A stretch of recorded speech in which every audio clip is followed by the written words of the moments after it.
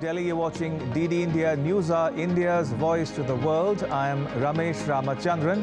Coming up in the next hour, India's Prime Minister Narendra Modi holds a roadshow on day 2 of his visit to Lakshadweep, launches a submarine optical fiber cable project, among others. India's top court asks the country's market regulator to complete its probe into the Adani group within 3 months, refuses to transfer the inquiry to a special investigation team. The Israel-Hamas conflict reaches Lebanon. Hamas's deputy leader Saleh al-Aruri killed in a Beirut explosion. And in cricket, India looks to level the series as it faces a spirited South Africa in the final test at Cape Town.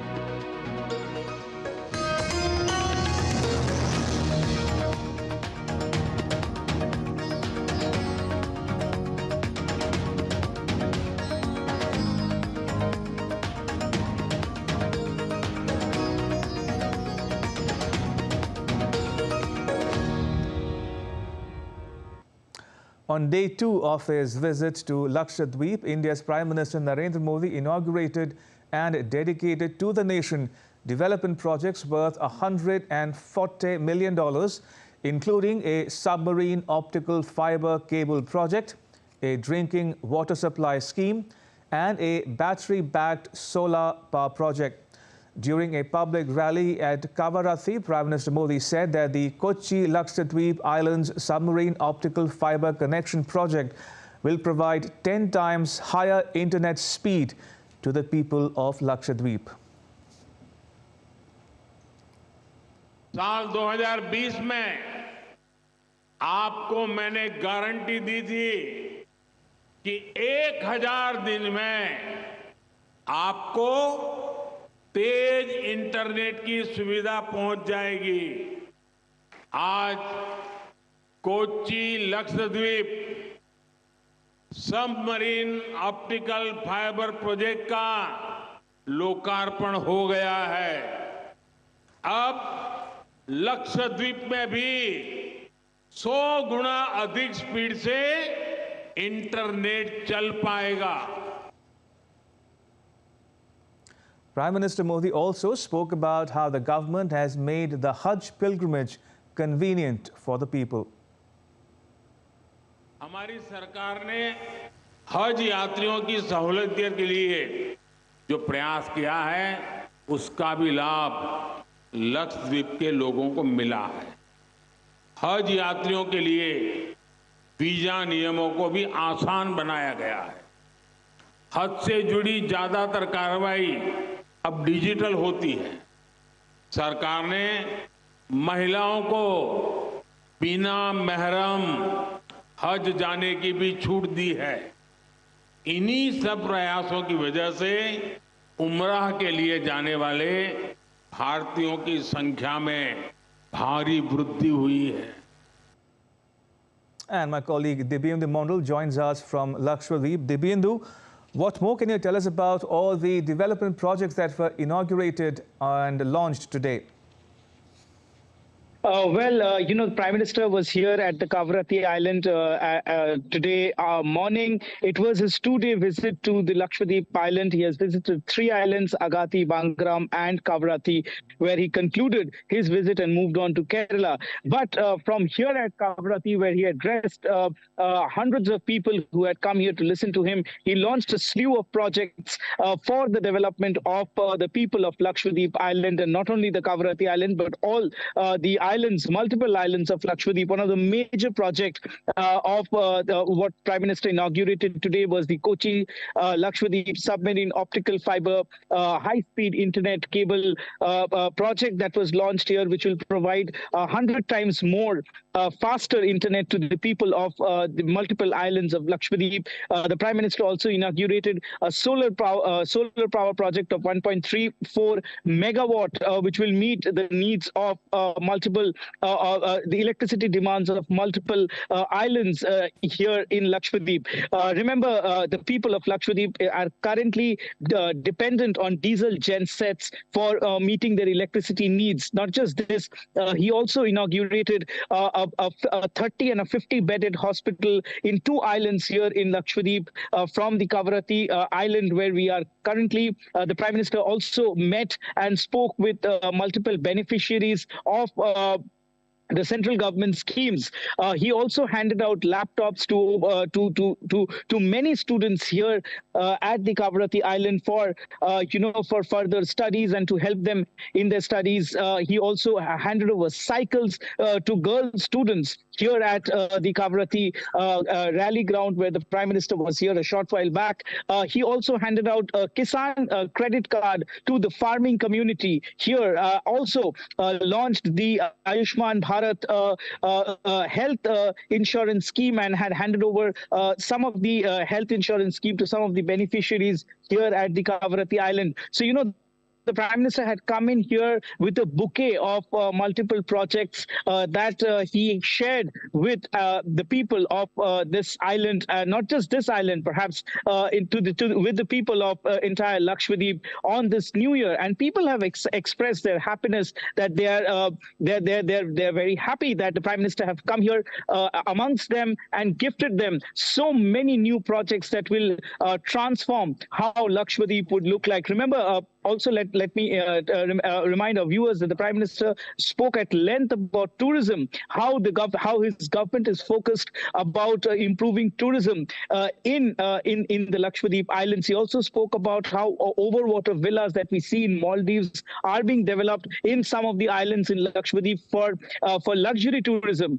He also said that he wants Indians to visit at least 15 cities before they move abroad for their vacation. Right. So that is how the government is planning to give boost to tourism in this Lakshadweep Island, which is a very beautiful place, I must say. Indeed. All right, we'll leave it at that. Debyendu Mondal in Lakshadweep. Thank you for now. Appreciate it. Moving on, India's Prime Minister Narendra Modi will address a BJP women's meet at Thrissur in the southern Indian state of Kerala on Wednesday.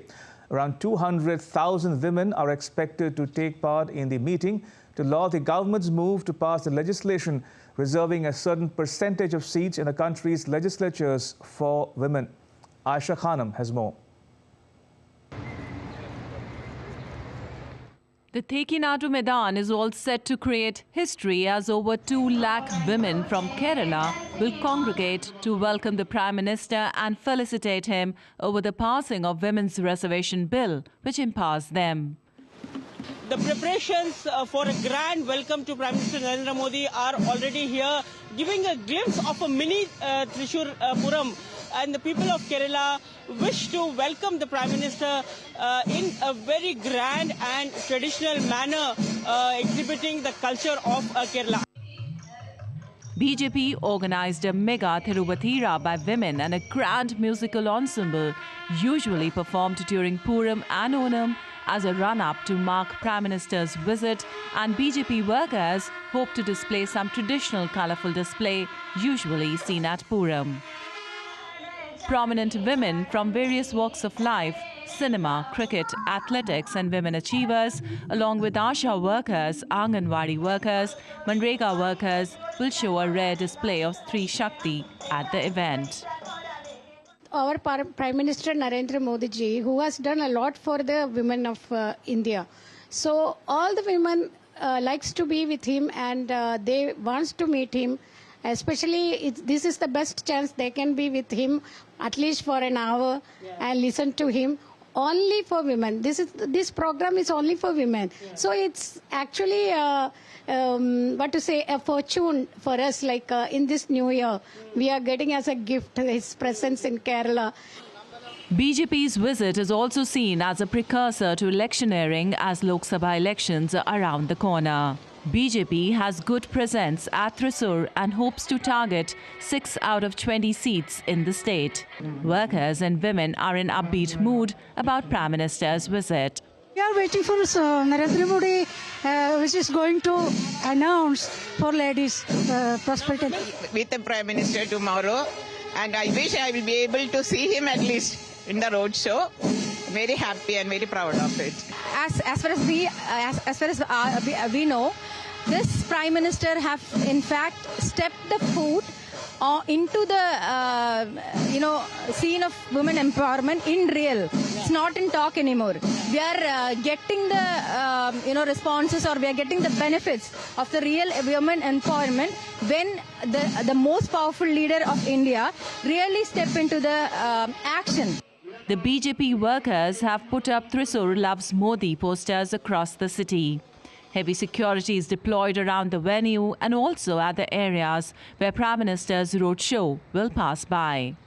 In the coming days, the women in Kerala will present the true Nari Shakti to the Prime Minister, and his vision of a women-led nation will be fulfilled by the women of Kerala. With cameraman Bhim, Aisha Khanam. So as you saw in that report by Aisha Khanam, Prime Minister Modi will address the BJP women workers at Thrissur in the southern Indian state of Kerala in just a short while from now. We'll get you that the latest from Thrissur also going forward. And joining me momentarily would be my colleague Aisha Khanam to talk more about the PM's engagements in his visit to Kerala and Thrissur in particular. All right, Aisha Khanam is with us. Aisha, walk us through the Prime Minister's engagements in Thrissur. What will be the central theme or message of his visit to Kerala? Well, Prime Minister Narendra Modi will reach Thrissur around 3 p.m. Today, and there will be a grand reception waiting for him here at Kerala, and which is a very traditional and a glimpse of the famous Thrissur Puram.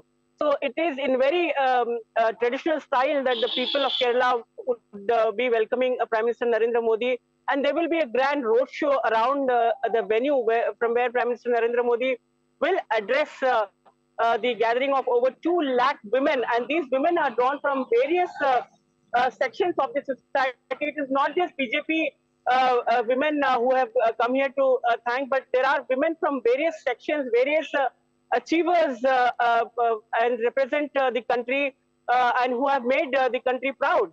And women like achievers like P.T. Usha, the cricketer like Minu Mani, who is now chosen to play for T20 against Australia, will be there on the dais, sharing the dais with the Prime Minister.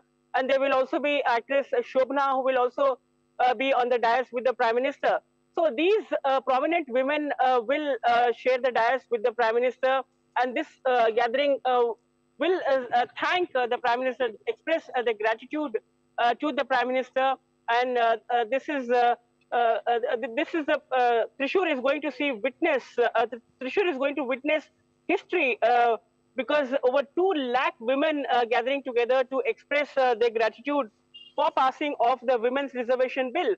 And remember, this bill has been acknowledged by not only in the country, but even by United Nations, wherein Prime Minister's bold and transformative steps has been taken to introduce gender equality and also give more representation to women in policy decision making. So this is one of the main themes that the women of Thrissur have come up with, right. And Modi. This means that women power stands with Prime Minister Narendra Modi. So this is a central theme wherein Prime Minister has a vision for women-led development in the country, and also the various schemes and various development schemes for the welfare of the people of Kerala and the country. So at the moment, people are awaiting to receive the Prime Minister. They have gathered here right from morning 11 a.m. and they are hoping, right, that Prime Minister Narendra Modi's speech and his address will inspire women, and also they have and women express their views in Kerala that after the the passing of the Parliament Women's Reservation Bill, the Kerala women are promising that they will give a return gift to the Prime Minister by making a woman as a first woman Chief Minister in Kerala in the next decade. So this is how it has motivated the women here and also the people of Kerala waiting eagerly to see the Prime Minister. Aisha, thank you. That was my colleague Aisha Khanam reporting from Thrissur in Kerala. And while we are on the subject of the PM's visit to Kerala, a sand art has been created at Thrissur by renowned artist Babu Edakuni. The 51-foot-tall sand art was prepared by collecting soil from 51 places in India, including Gujarat, to promote national integration and cultural exchange.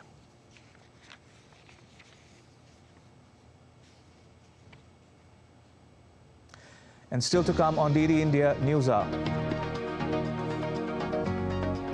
Ukraine and Russia target each other's territory in the latest missile and drone attacks.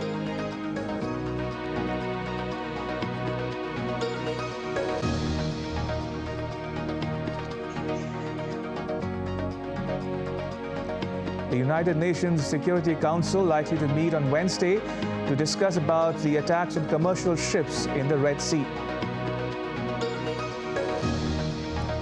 And Japan's Prime Minister Kishida Fumio says a fatal plane collision at Tokyo airport has not affected delivery of aid to the quake-hit areas of the country.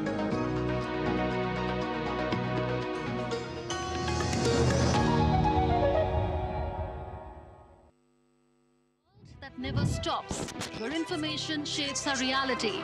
One app stands out, helps you stay ahead of time. Introducing the DD India app, your gateway to a world of news right at your fingertips. Your most trusted source of news goes global, goes digital. Explore a world of options, top stories, live updates, in-depth analysis, and more. Stay informed wherever you are. Real-time alerts keep you ahead of the curve always. The DD India app, connecting you to the world one story at a time. Download now and explore the world of knowledge, insights, and authentic information.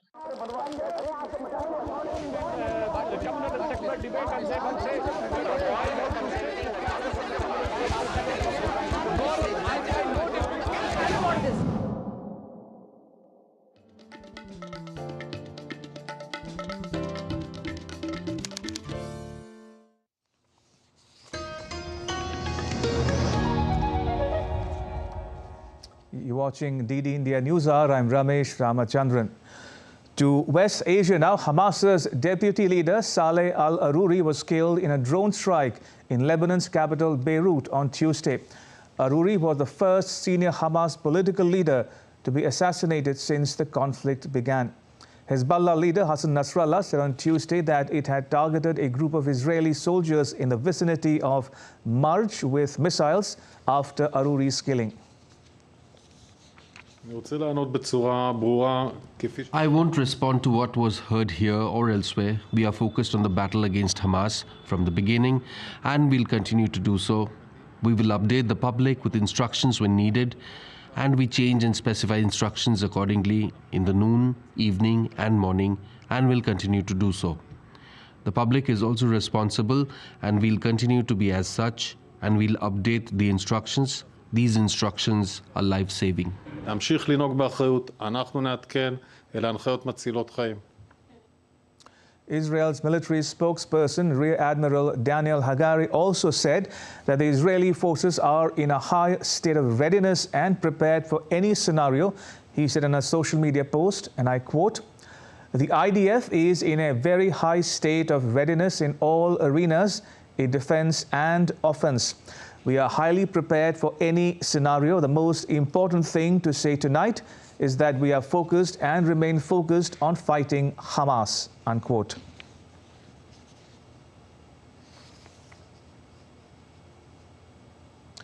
Meanwhile, Israel's army released a video on Tuesday that showed its troops striking on the Hezbollah. It said that Israeli jets struck terrorist infrastructure at Yarun in Lebanon.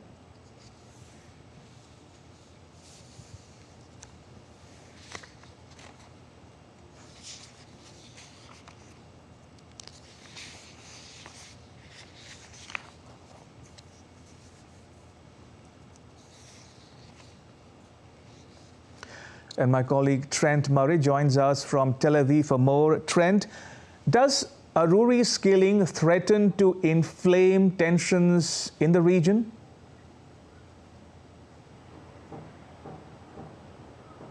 Well, namaste to you. Look, it certainly does. There is real concern around what type of reaction we could see from this killing. Salah Aruri was effectively the deputy leader of Hamas. Deep military links to the organisation, was even touted as a potential future leader of the organisation. Now, we know that his killing is certainly a very big scalp for the Israelis. They have not officially claimed responsibility, but we know that they have in the past vowed to hunt down those leaders of Hamas wherever they are, and it would appear now that they have made good on that pledge. We are now just waiting for the reaction. Of course, this strike hits right at the heart of those multiple Iranian-backed groups which consider Israel their enemy. The most worrisome, really, is the Lebanon-based armed Hezbollah group. They have vowed retaliation. Now, this is a group, we have to remember, which has an arsenal of what is thought to be 150,000 missiles and rockets, more than many, many countries. It is for that reason, as you said, the Israeli army is saying today it is in a state of high readiness on that border. It would appear that this arena of the conflict in Gaza has now expanded to include the Lebanese capital, Beirut, and with it, well, the risk of escalation or miscalculation just continues to rise. Trent, Israel has said that it will pull out some troops from Gaza in order to focus on what it calls targeted military operations.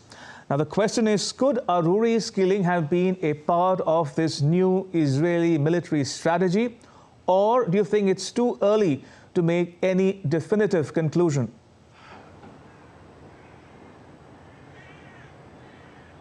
Well, look, I think in some ways it's a little bit early, but what we do have are the statements from the IDF, which we can sort of pull apart and interpret. Now, what they are saying about that troop withdrawal is that those are troops, 5 brigades worth, in fact, that had been operating in northern Gaza. Now, that part of the strip has seen all-out warfare now for 3 months, but the IDF believes it has largely established operational control, which is why they said they wanted to allow some of those troops to come home while they shift focus now to the southern part of the strip. But they also did mention that there was some movements of those troops, potentially with a refocus on the northern border. We have been seeing rocket flurries there. Hezbollah has been firing rockets in recent months, the IDF responding with a wave of airstrikes and artillery fire on what they say are Hezbollah positions.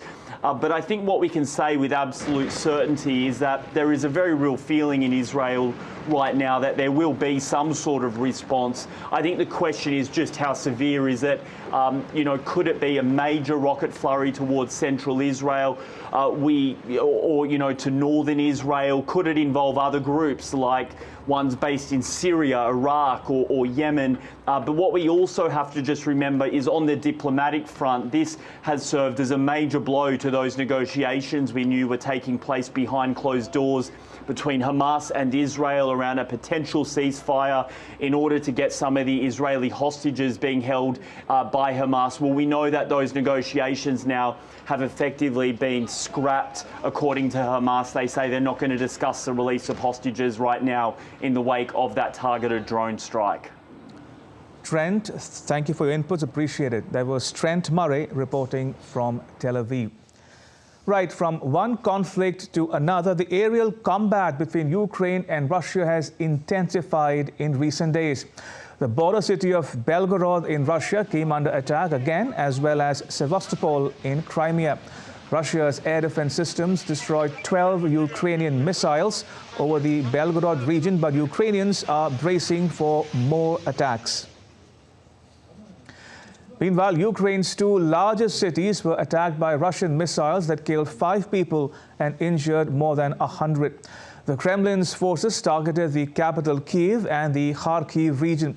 The Russian Defense Ministry said that Russian air defense forces shot down 17 Alder-3 rockets launched by Ukraine over Belgorod.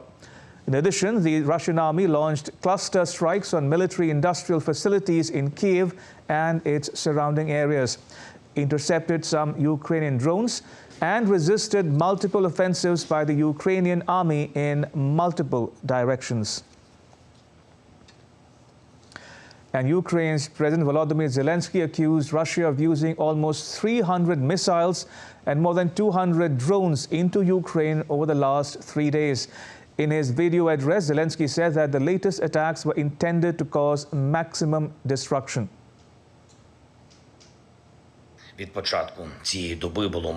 Since the beginning of today, there have been almost 100 missiles of various types, and the trajectories have been specially calculated by the enemy to cause as much damage as possible. This is absolutely conscious terror. In just a few days, these last days, from December 29 till today, Russia has already used almost 300 missiles and more than 200 drones against Ukraine. No other country so far has repelled similar attacks by the combined drones and missiles, including aeroballistic ones. Today alone, 10 Kinzhal missiles were shot down. The United Nations Security Council is likely to meet on Wednesday to discuss the situation in the Red Sea. France's ambassador to the UN said that there is a repetition of violations and military actions in the Red Sea area. It's very likely that the Council will meet on the issue soon. So we will confirm this, but I think the situation is bad. There is a repetition of violations and military actions in this area. And of course, we cannot leave it like that. We need to take action. U.S. Secretary of State Antony Blinken and British Foreign Secretary David Cameron spoke about the attacks on commercial shipping in the Red Sea and the conflicts in Gaza and Ukraine in a call on Tuesday. U.S. State Department said that the two leaders discussed the need to improve civilian protection and humanitarian aid delivery to civilians in Gaza. They discussed the importance of collective multilateral action to address threats to global interests posed by Iranian-backed Houthi attacks on commercial shipping in the Red Sea. Still to come on DD India News Hour.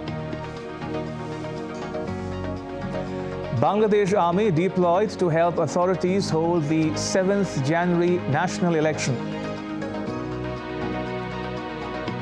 The Viksit Bharat Sankalp Yatra continues its journey across the Indian states of Uttar Pradesh and Chhattisgarh. And India's Prime Minister Narendra Modi announces an ex gratia for victims and survivors of a road accident in the northeastern state of Assam.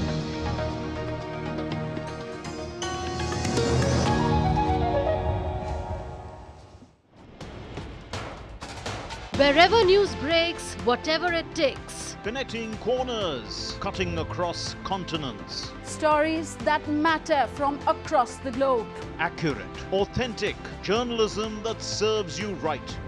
From politics to glamour, from sports to world affairs, with a fusion of aesthetics and substance. Introducing news in a new avatar. Experience the world through a new lens. Stay tuned to DD India for an exciting journey beyond borders.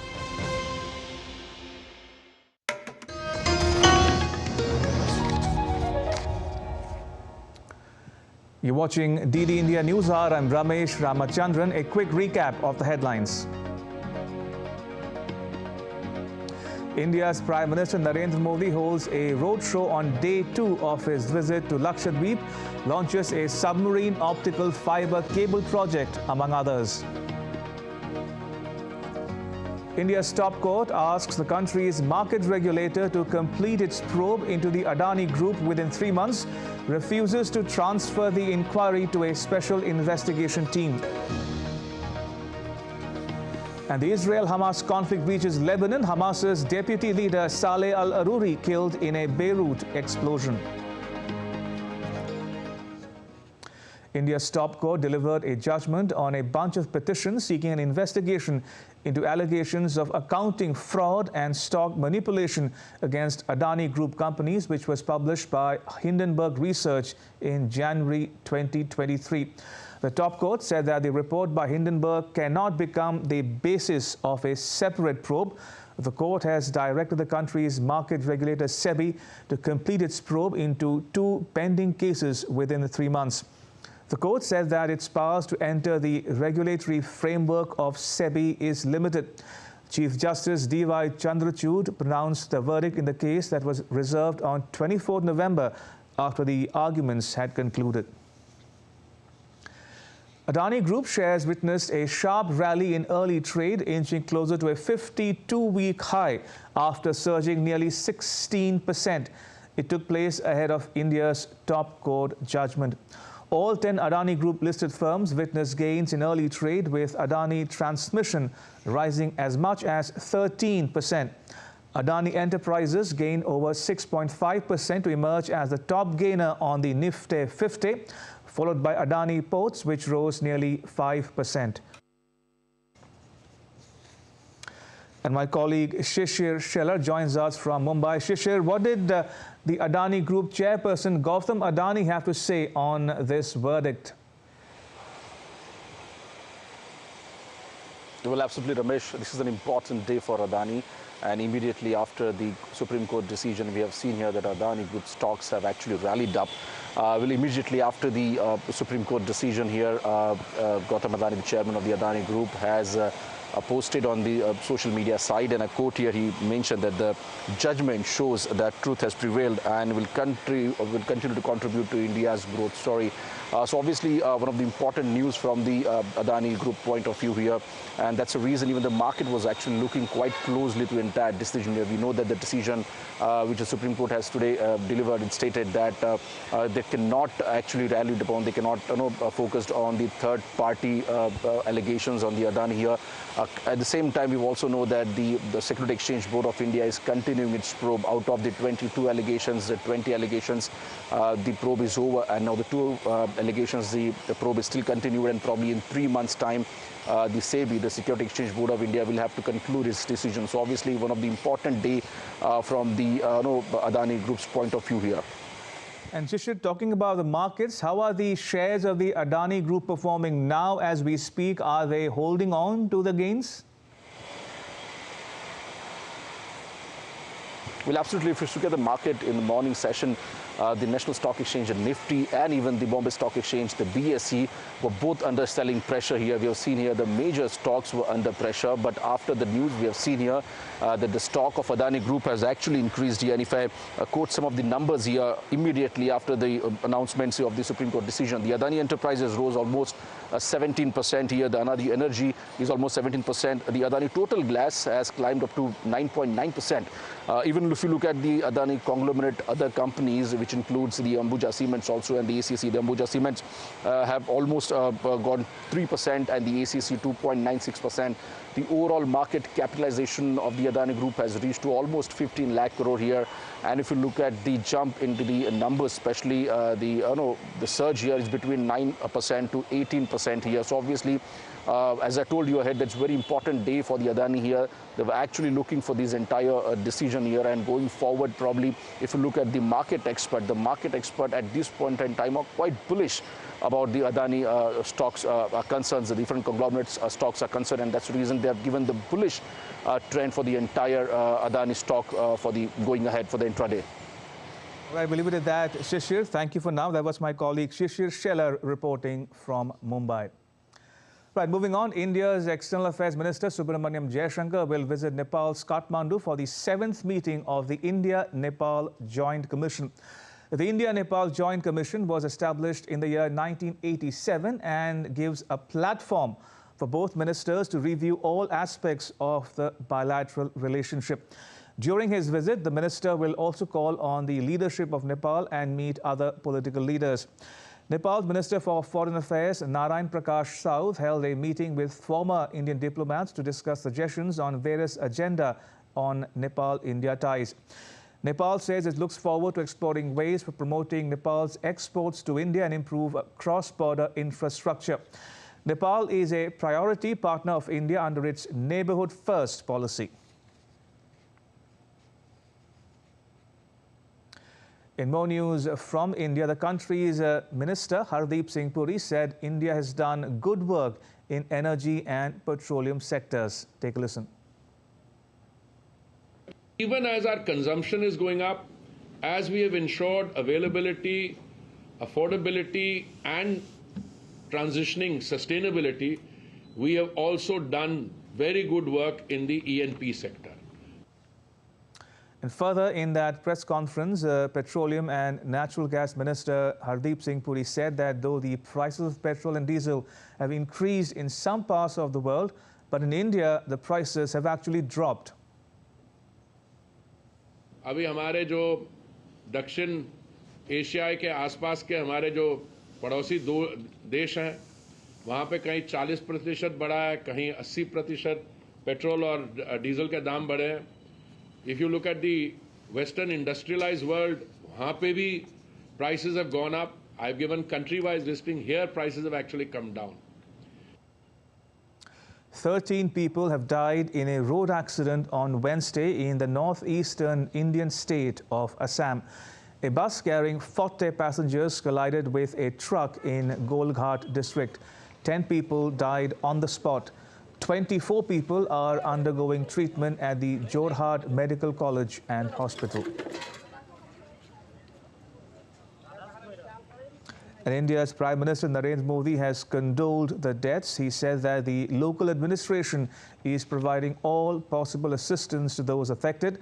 The Prime Minister announced an ex gratia of $2,400 to kin of deceased and $600 each to the injured. In some more news from South Asia, in Bangladesh, armed forces were deployed across the country on Wednesday ahead of the 12th national parliamentary election on 7th January. The army are stationed at nodal points and other convenient places in every district. The deployment is being carried out at the request of the returning officers and in coordination with all stakeholders. The country's 12th parliamentary election will take place, as I said before, on 7th January. And DD India's Naval Singh Parmar has more from Dhaka. Take a listen.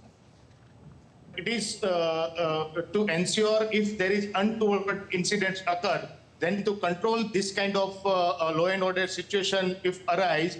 So the armed forces are deployed at the nodal point in almost every district. There are 64 districts in Bangladesh, and in 62 districts, army personnel will be deployed, while on the two coastal districts, Coast Guard and Navy personnel will be stationed at the nodal point. So if it is required, they can help or they can assist the local administration to control or to maintain a law and order situation. Otherwise, the armed police and the BGB, Border Guard Bangladesh, and the Rapid Action Battalion will be deployed at the polling station to ensure smooth voting on the 7th January or polling days. It is true that the Bangladesh Nationalist Party, which is considered main opposition in the Bangladesh, has boycotted the election.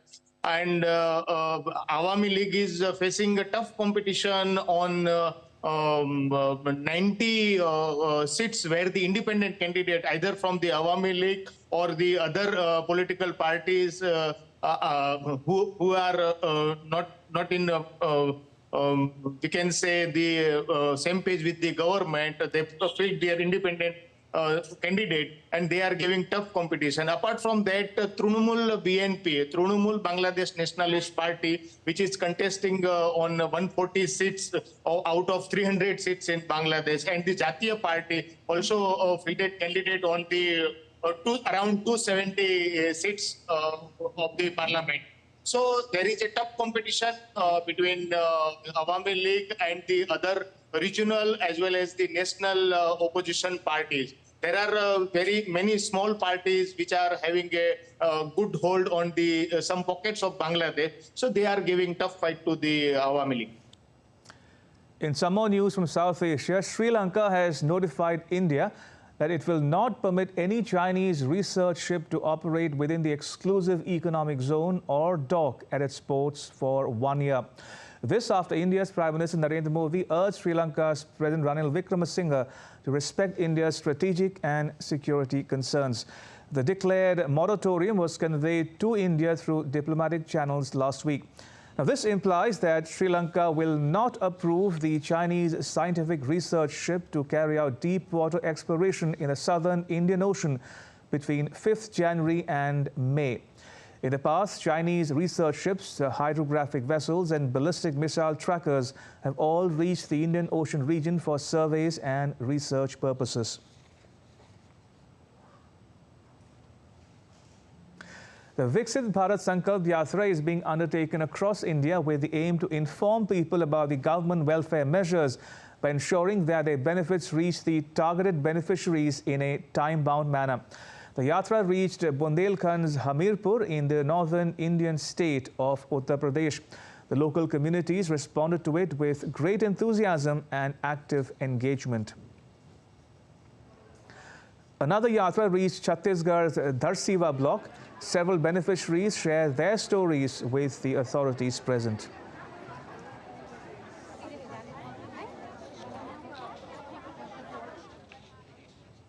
And now take a look at some other stories making news in India.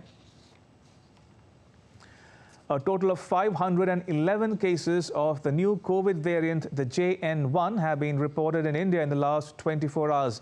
The highest cases reported were in southern India's Karnataka state with 199 cases. Amid an India Meteorological Department forecast of isolated rains in India's northern state of Uttar Pradesh, rain lashed parts of the state, further intensifying the cold wave. A further drop in the minimum temperature is also expected from Friday onwards. Sugarcane farmers in Madurai district of the southern Indian state of Tamil Nadu are increasing the jaggery production ahead of the festival of Pongal on 15th January. Pongal is a 4-day harvest festival celebrated by the Tamil community. To some business news now, the dollar eased slightly on Wednesday, though it stayed near a 2-week high because of an elevated U.S. Treasury yield and a risk rally stall that weighed on Wall Street. The New Zealand dollar was last 0.29% higher at 0.62695 to the US dollar. Likewise, the Australian dollar bounced 0.09% to 0.6767. Meanwhile, the US dollar stood not too far from a 2-week top of 102.25 on Tuesday and was last at 102.13. And Asian shares extended a global sell-off while the dollar held gains on Wednesday. South Korean shares slid 2.1% and Hong Kong's Hang Seng Index fell 1.1% as technology shares dropped 2.2% after a tech-led slide on Wall Street. Markets in Japan remain shut for a public holiday. Bitcoin rose 0.7% to $45,287, not far from a 21-month peak of 45,922 on Tuesday. And oil prices extended declines because of softened expectations of rate cuts and reduced concerns over Red Sea supply disruptions. Moving on, thousands of passengers have been affected after a large volume of flights were cancelled at Tokyo's Haneda Airport on Wednesday after a plane collision which happened on Tuesday. While 3 runways at Haneda have resumed operations, around 100 flights scheduled for departure or arrival remain cancelled. Meanwhile, Japanese investigators have begun investigating the collision. All 379 passengers on board the Japan Airlines plane were safely evacuated, but 5 of the 6 people on board a Coast Guard aircraft were reported dead. The collision involved one of the planes that was headed to the Niigata airport to deliver aid to regions hit by a recent earthquake. And Japan's Prime Minister Kishida Fumio has said that the aircraft collision at Tokyo's Haneda Airport has not affected the delivery of aid to quake-hit areas in the country. Take a listen. With regards to your question about whether the accident at Haneda Airport is affecting the delivery of aid to quake-hit zones, at the moment, various ministries are working together and have secured various routes. I believe the accident at Haneda Airport has had no impact on aid delivery. Meanwhile, another series of earthquakes in Japan's Noto Peninsula on Wednesday morning have inflicted more damage. The latest tremors have caused cracks on road surfaces and even seeing some sections cave in. The death toll has risen to 62 after a major earthquake on New Year's Day. Japan's meteorological agency forecasts heavy rains, which could increase the risk of landslides. DD India's Chris Gilbert has more from Tokyo. Take a listen.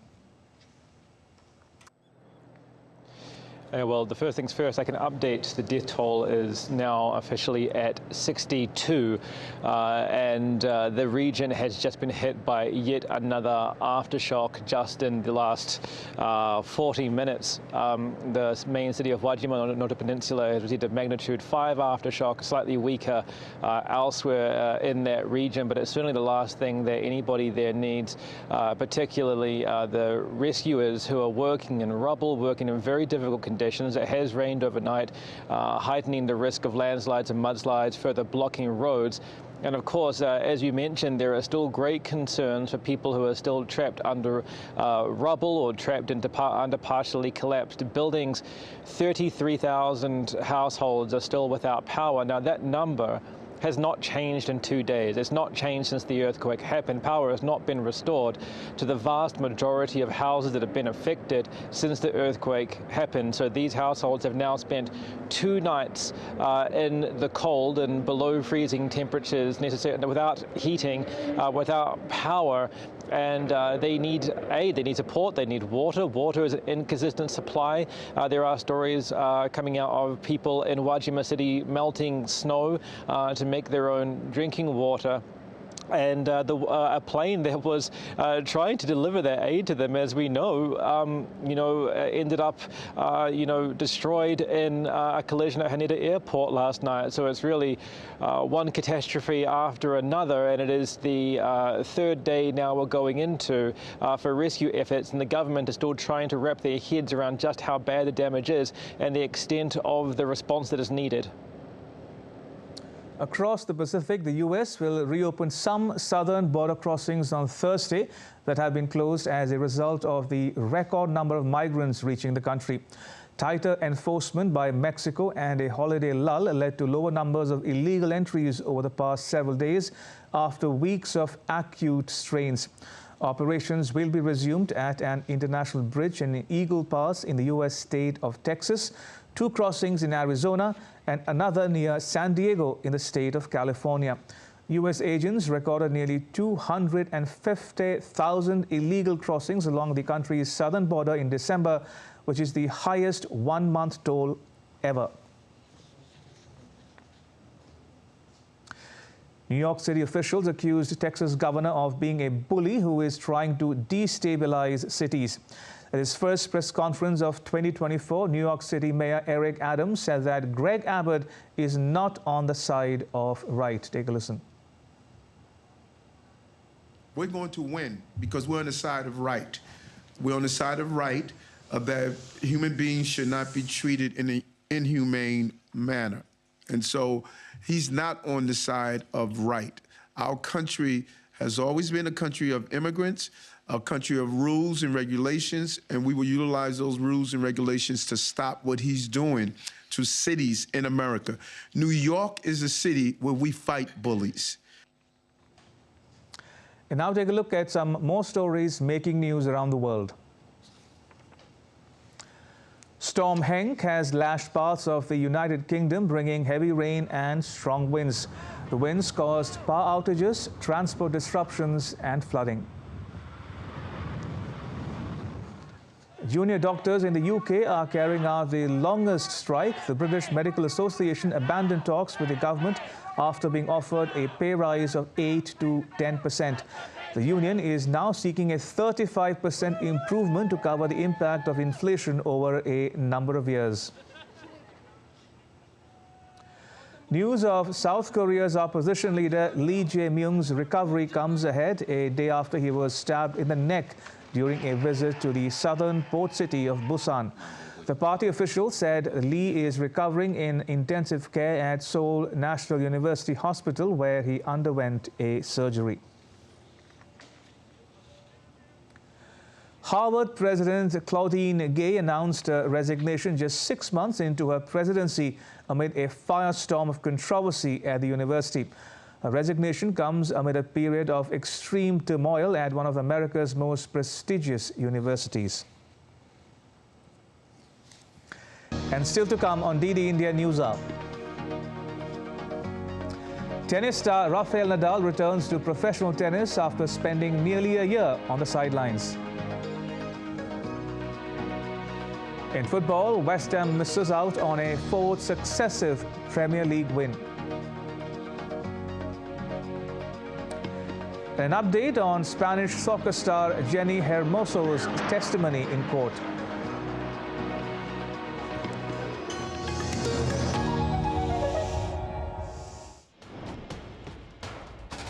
Wherever news breaks, whatever it takes. Connecting corners, cutting across continents. Stories that matter from across the globe. Accurate, authentic journalism that serves you right. From politics to glamour, from sports to world affairs, with a fusion of aesthetics and substance. Introducing news in a new avatar. Experience the world through a new lens. Stay tuned to DD India for an exciting journey beyond borders.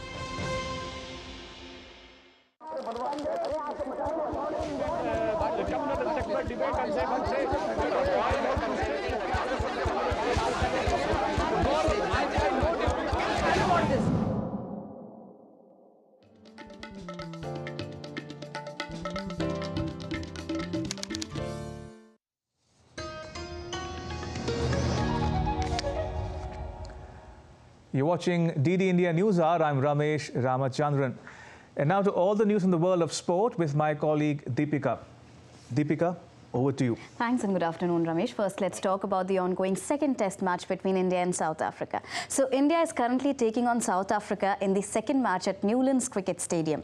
India made 2 changes in the playing 11. Ravindra Jadeja came back for Ravichandran Ashwin and Mukesh Kumar replaced Shardul Thakur. Whereas for South Africa, debutant Tristan Stubbs came in for injured Temba Bavuma and Lungi Nkiti comes in for Gerald Coetzee, along with Keshav Maharaj, who's also come in for the Proteas.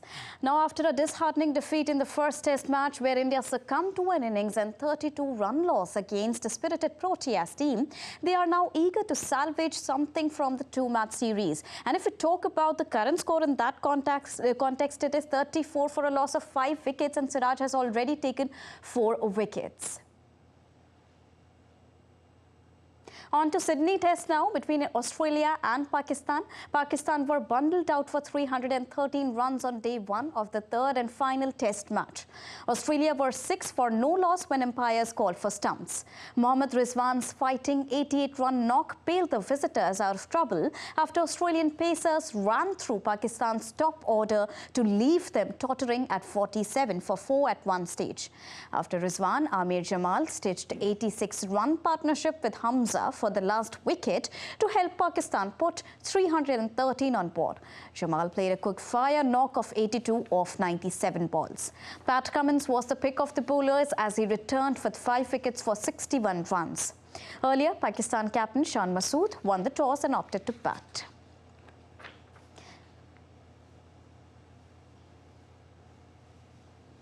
Now, the focus in this New Year's Test is also on Australian dynamic opener David Warner, who will bid goodbye to the longest format of the game in front of his home crowd after the conclusion of this match. Warner scored 8,695 in 111 matches with an average of 44.6 in his Test career. Now let's talk about women's cricket. Indian women's cricket team failed to avoid a series whitewash against Australia after suffering a humiliating defeat by 190 runs in the third women's ODI in Mumbai. Australian opener Phoebe Litchfield laid the platform with her brilliant striking, scoring 119 off 125 balls. She, along with skipper Eliza Healy, stitched a 189-run partnership for the opening wicket that eventually helped Australia post an imposing 338 for 7 wickets. Chasing a daunting 339, India folded for merely 148 in 32.4 overs. Smriti Mandhana, Jamia Rodrigues, Deepti Sharma, Richa Ghosh, Pooja Vasrukar all could not capitalize on their starts as India's batting completely fell apart. Now, Kane Williamson will lead New Zealand in its T20 international home series against Pakistan after he recovered from his injury. Williamson earlier missed last month's ODI and T20 series against Bangladesh while he rehabilitated a knee injury that he sustained 9 months ago. The 33 years old recovered to play in the 50-over World Cup and a 2-test series in Bangladesh, but was rested from white ball commitments last month as a precautionary measure. Moving on to tennis now. In a major boost to her career, former US Open champion Emma Raducanu moved into the main draw of the Australian Open. Now, this happened after American tennis player Lauren Davis pulled out of the year's first Grand Slam with a shoulder injury. Raducanu had slipped to number 301 and could not get a direct entry into the Melbourne Park Grand Slam. Spanish tennis star Rafael Nadal was elated to return to professional tennis after nearly a year on the sidelines, but the Spaniard said recovering his confidence and natural movements on the court would take some time. Nadal marked his singles comeback after hip surgery with a 7-5, 6-1 victory over Austrian former world number 3 Dominic Thiem in the Brisbane International first round, with the 22 times major winner showing that he was far from done with the sport. For me, the main thing is stay healthy. No, I think I really think that I don't forget how to play tennis. The only thing is going to be difficult to make it in a professional match and in a very high level of tennis. Because at the end, you need to recover movement, something that takes time. You need to recover the confidence on the movements. That takes time, because at the end, after the surgery, you feel scared sometimes to do a kind of movement. And you need to recover the speed on reading the ball and on making the things in automatic way, something that you need matches to make it happen, no? To be on court and don't need to think, now I need to do that, I need to do other things. Things comes automatic, and you need hours on court, hours on a practice sessions, but at the same time hours on a professional matches. Now, I don't know what can happen. Today is a day to be happy, and a happy day for me. I have a day off tomorrow to keep practicing, and I am excited to have the chance to play another time. That's for me the most important thing. Quick update on soccer now. West Ham missed out on a 4th successive Premier League victory as the festive fixtures concluded with a drab draw at home to Brighton and Hove Albion on Tuesday. Pascal Gross should have put Brighton in front shortly before half-time, but his header was saved by Alfonso Areola, while Adam Lallana went close to a late winner. Spanish soccer star Jenny Hermoso has testified in the court on Tuesday over the on-stage kissing episode she claims ex-Football Federation chief Luis Rubiales had indulged in without her consent after Spain's victory in the Women's World Cup last summer. Hermoso spent around 2.5 hours in the Central Madrid court narrating her version. The 33-year-old forward, Spain's all-time top scorer, lodged a criminal complaint of sexual assault and coercion in September over the kiss on the winner's podium in Australia on the 20th of August. So that was a quick wrap from the world of sports. Back to Ramesh. Thank you, Deepika. And with that, it's a wrap on this edition of DD India News Hour. Let us know your thoughts on the news of the day. You can connect with us on Facebook, X and Instagram. You can also check out our website, ddindia.co.in. We'll be back with more news as it breaks here on DD India. I'm Ramesh Ramachandran. From all of us here in New Delhi, thanks for watching DD India News Hour.